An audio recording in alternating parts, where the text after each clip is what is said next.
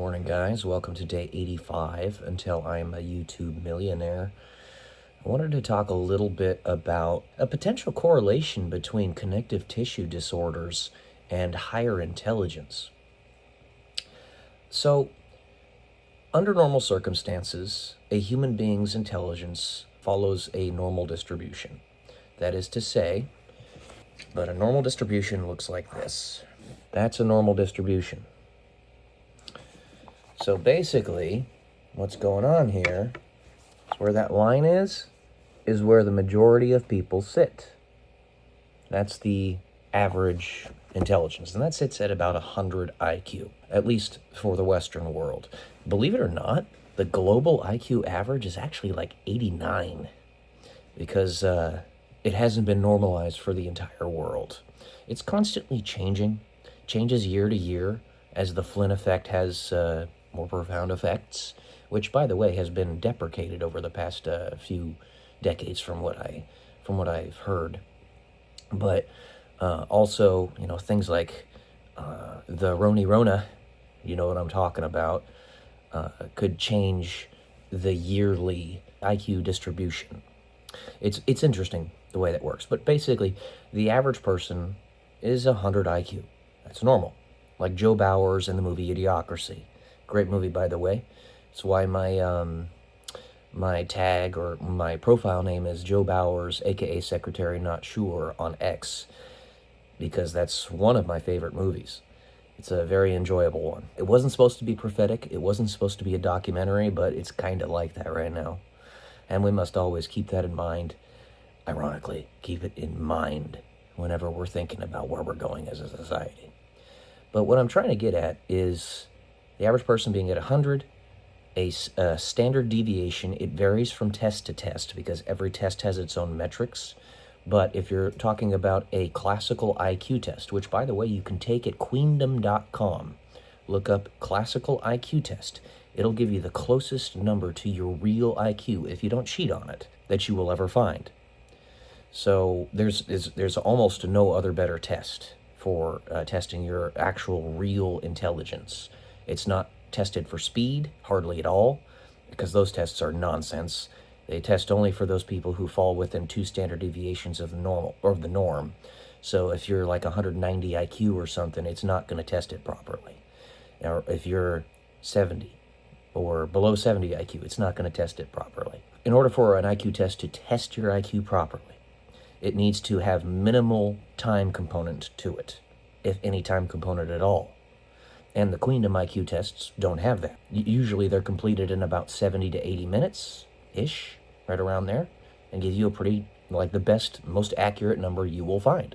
3 standard deviations above the norm puts you at about 1 in 1,000. So that puts you at 145 IQ, and 140 is the threshold for genius. And a lot of other stuff goes into that. But what makes genius is you can think of new and different things that other people can't imagine.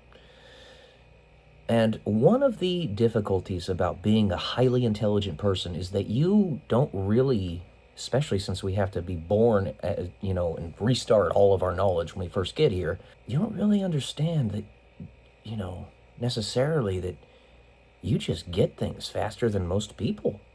You just do. You might be in school, and this actually happened to me a couple times when I was in elementary school, is why I was ostracized like I was, where I would literally look at my fellow students and be like, why don't you guys understand this? This is easy.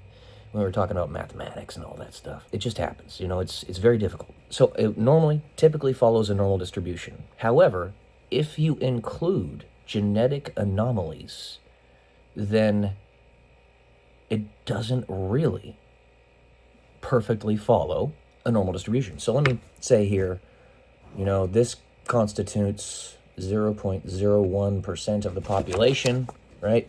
Right there, super high IQ people. And that means, just for instance, there's 1 million people there. Obviously there's a lot more because there's 8 billion people on the planet. But 0.01% of the population, 1 million people, just as an example. That means if you have a person with a 1 out of 10,000 chance of, for instance, having Ehlers-Danlos syndrome. I know a young lady, I watch her videos on YouTube. She's a video essayist who has that, and she's a genius. She's definitely a genius. Then that actually boosts up the numbers. It doesn't perfectly follow a normal distribution. 1 out of 10,000 chance of that is the equivalent to an IQ of 155, 160-ish, right around there. Now, Ehlers-Danlos syndrome, I believe you have a slightly higher chance of having that than 1 in 10,000, but I can't remember the exact numbers off the top of my head. Point being is, genetic disorders like that lead to a certain malleability, not just in your joints and your organs, but perhaps the connective tissue of your brain.